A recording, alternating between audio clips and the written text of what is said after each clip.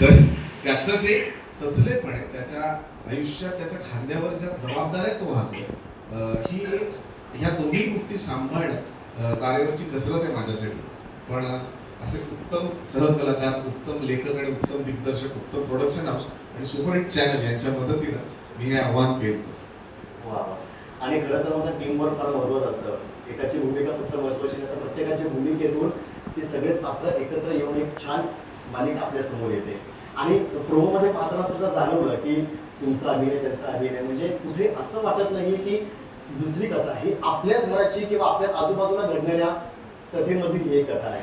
खूप छान, धन्यवाद. तुझ्या इथे नेहमी म्हणते की माणसं तोडायची नसतात तर जोडायची असतात आणि तुला त्यासाठी तडजोडही करावी लागेल. तर तुला हे पटतं का आणि किती पटतं?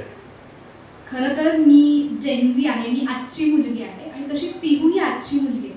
तर आजची मुलगी म्हणल्यावरती लगेच आईने सांगितलेलं की ॲडजस्टमेंट्स करणं किंवा हे पटत नाही मला आणि अर्थात पिहूला पण नाही पटत.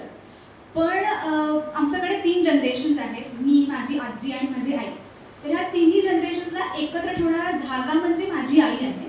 ती मला संस्कार शिकवते की का गरज आहे ॲडजस्टमेंट्स करणं किंवा आपण एक कुटुंब आहोत म्हटल्यानंतर प्रत्येकाला समजून घेणं का महत्त्वाचं आहे.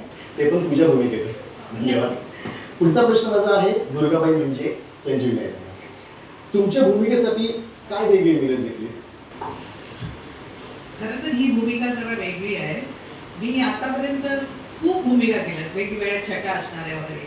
पण ह्या मालिकेतली भूमिका करताना एक मला वेगळी कोणतरी दुर्गाबाई दिसते. म्हणजे